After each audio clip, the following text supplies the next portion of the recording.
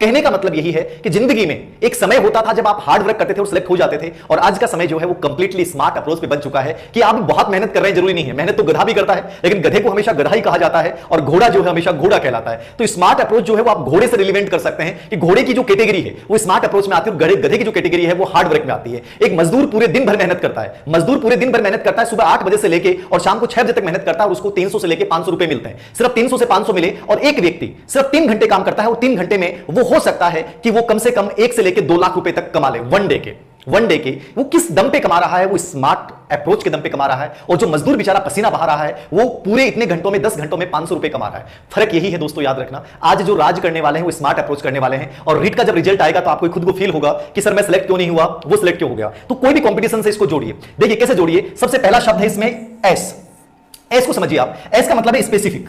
Specific का मतलब क्या है? स्पेसिफिक के नीचे आप जो एक सिंबल देख रहे हैं, ये जो आप सिंबल देख रहे हैं, दिख रहा है आपको? स्पेसिफिक ये क्या है? स्पेसिफिक का मतलब क्या है? आपके जहन में, आपके दिमाग में केवल एक विचार, एक ही चीज होनी चाहिए। मान लीजिए आप में से कोई बच्चा है, जैसे बीएससी सेकंड ईयर का बच्चा है और उनको एग्जाम में शामिल कर लिया गया। अब वो स्पेसिफिक का मतलब क्या होगा? अब स्पेसिफिक का मतलब क्या है? उसके सामने डीएलएड की एग्जाम भी है, उसके सामने रिट भी है, रिट उसके सामने बहुत गोल्डन चांस है। अब स्पेसिफिक का मतलब ये होगा कि वो स्पेशली जो फोकस करेगा वो रिट पे करेगा। वो इस समय रिट को लेकर चल रहा है, इंटर्नशिप भी हो जाएगी, यूं ही हो जाएगी, प्रैक्टिकल भी हो जाएगा, और बीएसटीसी की एग्जाम भी वो एक रात्रि को, पूरी नाइट को पढ़ के, यदि उस पेपर को पूरी नाइट को पढ़ के भी एग्जाम देके आएगा तो आ जाएंगे, क्योंकि उसके नंबरों का कोई वेटेज नहीं है। समझना आपको यही है कि मेरे लिए स्पेसिफिक क्या है, मेरे लिए स्पेसिफिक क्या है। जैसे आप में से कई बच्चे कहते हैं सर, मान लीजिए महिलाओं के साथ समस्या होती है, सर बच्चा है उसको कोई संभाल नहीं पाता है, सर रिट का एग्जाम भी है, घर का काम भी है। अब वो 3 चीजों को दिमाग में लेकर चल रही है, मतलब वो स्पेसिफिक नहीं है। वहां आपको कुछ चीजों को अवॉइड करना पड़ेगा, कुछ चीजों का आपको त्याग करना पड़ेगा, ऑप्शन निकालना पड़ेगा कि मैं बहन को अपने बच्चे के पास छोड़ के आ गई, मम्मी के पास छोड़ के आ गई, ठीक है, या और कुछ कर लिया। वो ये चीजें क्या है? कहने का मतलब क्या है? स्मार्ट का जो एस है वो इस बात को व्यक्त करता है कि स्पेसिफिक बनिए। वो चाहे वो किताब सिलेक्शन में हो कि मुझे साइकोलॉजी में पढ़ना है, आरबीसी बोर्ड की किताब पढ़नी कि नहीं पढ़नी है, टेस्ट सीरीज ज्वाइन करनी कि नहीं करनी है, मॉडल पेपर पढ़ने हैं कि नहीं पढ़ने हैं, मतलब स्पेसिफिक। जहां आपको रिलेवेंट, जहां आपको ध्यान देना वहीं ध्यान देना है। मतलब ये सभी चीजें, आपकी जो जितनी भी संवेदनाएं हैं, आपका जो भी प्रत्यक्षीकरण है, आपकी जो भी ज्ञानेंद्रियां हैं, वो सब एक जगह पे केंद्रित हो रही हैं। ये स्पेसिफिक है।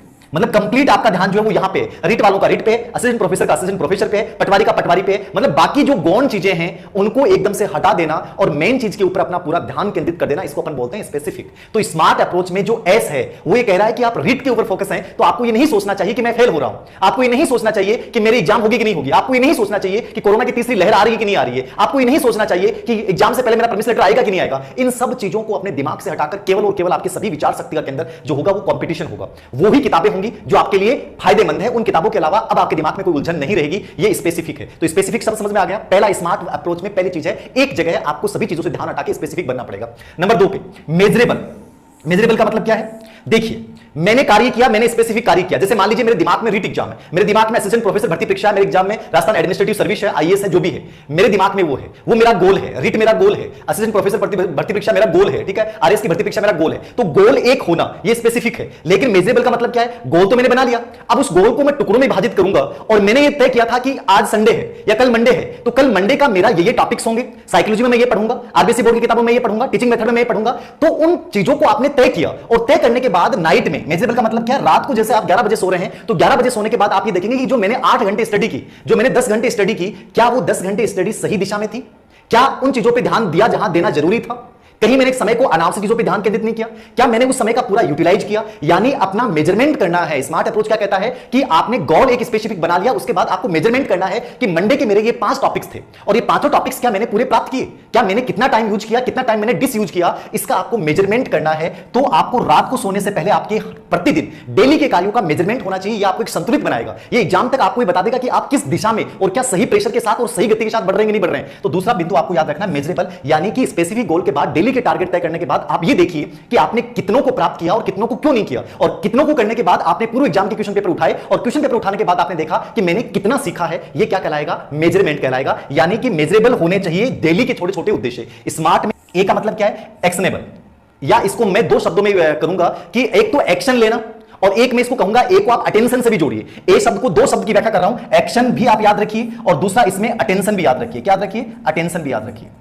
देखिए, अटेंशन और एक्शन, कि मैंने मेजरमेंट किया कि मेरे कल जो टॉपिक्स थे उनमें मैंने 1 घंटे एक ऐसे टॉपिक को दिया जिसको नहीं देना था, और उस टॉपिक को करने के बाद मेरे क्वेश्चन भी सही नहीं हुए, इसका मतलब मैं गलत दिशा में था। या मैंने 8 घंटे स्टडी की, 8 घंटे में मैंने इतना समय इस टॉपिक में खुआ दिया, जबकि उस टॉपिक में से तो पर्सन एक ही आना था, जबकि मैंने घंटे 4 दे दिए। तो वहां आपने मेजरमेंट किया, उसके बाद आपको एक्शन ये करना था कि अब मुझे क्या करना है, अब मुझे वहां फोकस करना है जहां से आना है, मुझे उन बिंदुओं के ऊपर ध्यान देना है जो मेरे लिए उपयोगी है। तो एक्शन आपको ये करना है, नाउ स्टार्टअप। एक शब्द आता है नाउ स्टार्टअप। आप में से कई बच्चे पूछते हैं गुरुजी कब करें, सर कब करें, मतलब मेरे से पूछते हैं कि सर कैसे करना चाहिए, क्या आप कर लेंगे। देखिए कभी भी ये नहीं पूछना चाहिए कि सर अब करना शुरू कर दें क्या। जिंदगी में हमेशा याद रखो, जिस दिन आपके अंदर चेतना आ गई उसी समय, उसी मिनट, उसी सेकंड उस चीज को अप्लाई कर दो। ये एक्शनेबल है, ठीक है, मतलब उसी समय अप्लाई कर देना। यानी कि जो चीज मेरे लिए जरूरी है, मुझे ये लगा कि संवेगात्मक बुद्धि में इंपॉर्टेंट है, मुझे ये लगा कि मेस्लो का आत्मसिद्धि सिद्धांत में मुझे ये चीज पढ़नी जरूरी है, मुझे ये लगा कि ऑटिज्म बच्चों को पढ़ना बहुत जरूरी है, मुझे ये लगा कि विशिष्ट आवश्यकता वाले बच्चों में इन बच्चों के ऊपर मुझे दृष्टिबाधित बच्चों को ढंग से पढ़ के जाना है। तो एक्शन लेना है उसी समय, दिमाग में उसी समय एक्शन लेना है कि कल मेरा टॉपिक जो रहेगा वो एग्जाम पैटर्न के अकॉर्डिंग ये टॉपिक्स रहेंगे, तो तुरंत एक्शन लीजिए और अटेंशन केंद्रित कीजिए उन बिंदुओं के ऊपर जो आपको सिलेक्शन की ओर लेके जाएंगे। तो ये चीजें बहुत कॉमन सेंस की चीजें हैं, बहुत कॉमन सेंस की चीजें हैं, इनको अप्लाई करना शुरू कर दीजिए। मैं रियल में आपको बता रहा हूं,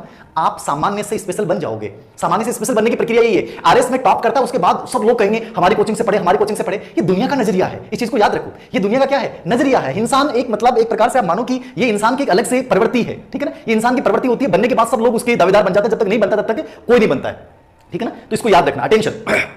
समझ में आ गया, मतलब एक्शन लेना है उसी समय कि मेरी कमी कहां रही है। मान लीजिए मेरे पास अब 68 डेज बचे, तो 68 डेज बचे, तो 68 डेज में मुझे क्या करना है। अब मुझे एक्शन ये लेना है कि 68 डेज के अनुसार 68 दिनों के अकॉर्डिंग मुझे कार्य योजना बनानी है, और कार्य योजना में मुझे ये पूरा सेट करना है कि साइकोलॉजी को कितना समय देना है, हिंदी को कितना देना है, संस्कृत को कितना देना है, असिस्टेंट प्रोफेसर भर्ती परीक्षा में थर्ड पेपर को कितना देना है, थर्ड पेपर में मुझे कौन कौन से टॉपिक लेने हैं। अब ये चीजें आपको करनी पड़ेंगी, याद रखना। जो चल पड़ा राह में समझ लेना मंजिल उसके पास है, जो चल पड़ा राह में समझ लेना मंजिल उसके पास है, जो रुक गया घबरा के वो जिंदा नहीं वो लाश है, वो जिंदा नहीं वो लाश है। याद रखना सदा चलते रहना, याद रखना सदा चलता रहना, यही जिंदगी में सफलता का विश्वास है, यही जिंदगी में सफलता का विश्वास है। मतलब तुरंत एक्शन में लेके आओ जिस चीज को, जिस समय आपको पता चला वहां एक्शन के मूड में आ जाओ कि अब करना है। जैसे कि बात सर मूड ही नहीं बनता है, सर ऐसा नहीं होता, ऐसा थोड़ी होता है कि मूड नहीं बनता है, मूड को बनाना पड़ता है। तो एक्शन की मुद्रा में रहिए, मेजरमेंट करने के बाद आप कहां आएंगे, एक्शन की मुद्रा में आएंगे, ठीक है। और उसके बाद अगला है आर, रिलीवेंट।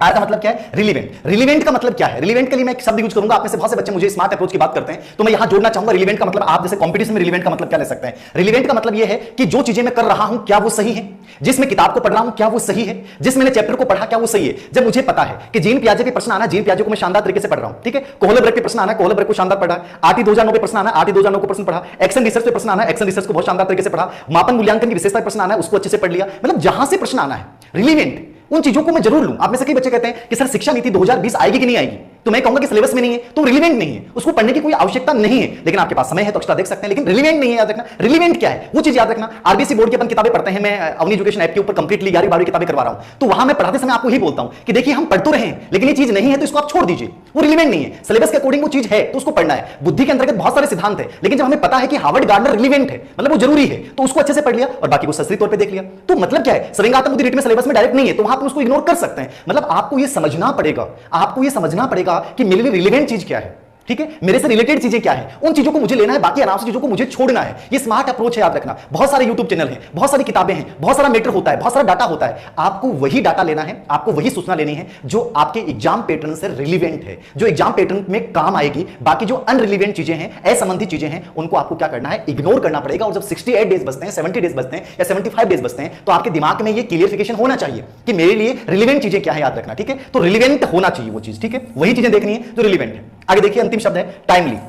टाइमली क्या है, टाइमली के ऊपर बहुत से बच्चे पूछते हैं टाइमली का मतलब क्या है। स्मार्ट के पूरी शब्द की व्याख्या की मैंने, SMART। स्मार्ट का मतलब, टी का मतलब क्या है, time bound, time bonding. Time bonding का मतलब क्या है, जिस समय मुझे जो चीज करनी है उस समय वो हो जानी चाहिए। अब टाइम बॉन्डिंग का मतलब क्या, कई बच्चे पूछते हैं सर कितने समय में कर दिया जाना चाहिए, क्या करना चाहिए। सिंपल सी बात होती है, किसी भी कंपटीशन को क्रैक करने के लिए हमेशा याद रखें, एग्जाम से 20 दिन पहले एक बार कंप्लीट कोर्स कंप्लीट हो जाना चाहिए। 20 दिन बाद में आपको उन्हीं चीजों को देखना है जो इंपॉर्टेंट है, मतलब एक निर्धारित सीमा के दायरे में कि मुझे साइकोलॉजी को इतने घंटे देने हैं, हिंदी को मुझे इतने घंटे देने हैं, टीचिंग मेथड को मुझे इतने घंटे देने हैं, सब्जेक्ट को मुझे इतने घंटे देने हैं। और आपको उस टाइम के निर्धारित तय कि मैंने मान लीजिए मैंने तय कर लिया कि मैं 30 अगस्त तक कंप्लीट सिलेबस को एक बार पूरा का पूरा याद कर लूंगा और 30 अगस्त के बाद जो है मैं केवल उनका रिवीजन करूंगा, वहां नई विषय वस्तु जो है मैं नहीं पढ़ूंगा। इसको अपन क्या बोलेंगे, टाइम बॉन्डिंग। क्या बोलेंगे, टाइम बॉन्डिंग। यानी निर्धारित समय में जो आपने कार्य योजना बनाई है उसको पूरा हर हाल में करना है। ऐसा नहीं हो कि आप 20 सितंबर तक कोर्स ही पूरा नहीं पढ़ पाओ और फिर घबरा जाओ, सर अब क्या होगा, सर अब तो प्रेशर लग रहा है, सर हमें तो लग रहा था तीसरी लहर आ जाएगी लेकिन वो भी नहीं आई, और इस तीसरी लहर के इंतजार करने के चक्कर में हमने कार्य सिलेबस से पूरा नहीं किया। तो टाइम बॉन्डिंग होनी जरूरी है कि मैंने जब ये तय कर लिया कि मुझे इस समय में पढ़ना चाहिए, करना चाहिए, तो वहां से 70 घंटे पढ़ना पड़े तो पढ़ना पड़े। याद रखना, कुछ भी करना पड़े। जैसे एक नॉर्मली हम कहानी पढ़ते हैं, स्टीव जॉब्स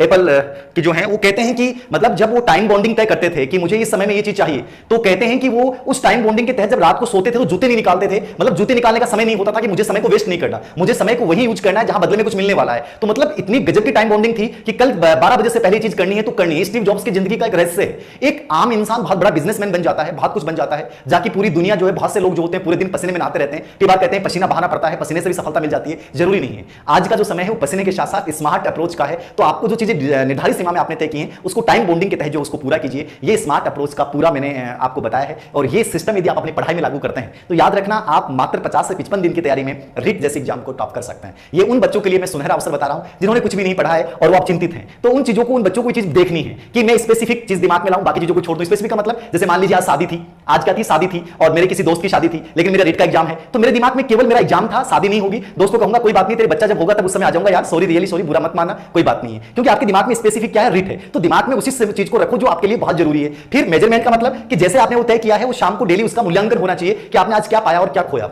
उसके बाद एक्शन, एक्शन का मतलब क्या है, जिस चीज को सोच लिया उसको कार्य रूप में परिणित कीजिए, उसमें तुरंत एक्शन लीजिए। नाउ स्टार्ट, आप याद रखना। और रिलीवेंट का मतलब है वही चीजें आपको देखनी है जो आपके एग्जाम से, आपके सिलेबस से, एग्जाम पैटर्न से रिलीवेंट है। आपको पेपर्स को हल करते हुए देखना है कि कौन चीजें पढ़ूं, कौन चीजें नहीं पढ़ूं। और टी का मतलब है टाइम बॉन्डिंग, यानी एक निर्धारित समय के तहत जो है मैं उन चीजों को करूंगा। याद रखना, ये सब चीजें हैं। अब यदि ये चीज आपने कर ली स्मार्ट अप्रोच, तो दबाव नहीं आएगा, फ्रस्ट्रेशन नहीं आएगा, एंजाइटी आपके अंतर्गत नहीं आएगी यदि ये सब चीज को अपनाया। देखिए दबाव कब आता है, दबाव कब आता है, दबाव तब आता है जब आप उन चीजों को पूरा नहीं कर पाते हैं जो आपने तय की है। आप सोचते रहते हैं, आपने मोबाइल लेके बैठे हैं, सोच रहे हैं, पढ़ाई नहीं हो रही है, पढ़ना तो है लेकिन पढ़ाई नहीं कर पा रहा हूं, मतलब एक्शन नहीं कर पा रहे हो आप। ठीक है ना, आपको लगता है कि मेरा रीट में सिलेक्शन होना चाहिए, लेकिन आप दिन में 4 घंटे ज्यादा नहीं पढ़ पाते हैं। किताब को लेकर आप पन्ने पलटते रहते हैं, लेकिन जिस चैप्टर को आपको पढ़ना चाहिए था उसको नहीं पढ़ पाए। अब जिस चैप्टर को आपने आज नहीं पढ़ा वो तो आपके ऊपर दबाव बन के आएगा कि यार इतने पाठ और बच गए। तो हमेशा एक्शन की मुद्रा में रहिए कि यार कम से कम आज का दिन मिला है तो आज के दिन में मुझे 6 चैप्टर पूरे करने तो करने हैं हर किताब में। तो वो कम से कम वो आपका प्रेशर कम करेगा। आप केवल विचार करते रहते हैं, सोचते रहते हैं, सिर्फ इमेजिन करते रहते हैं, तो वहां आप दबाव को आमंत्रित कर रहे हैं क्योंकि वहां स्मार्ट अप्रोच नहीं अपना रहे हैं। तो ये चीज एक्शन की मुद्रा में रहिए कि पढ़ना है और इससे पढ़ना है। आपकी बहुत सारी चीजें मैंने ऐसे बताई हैं। और बताइए कुछ ऐसा है।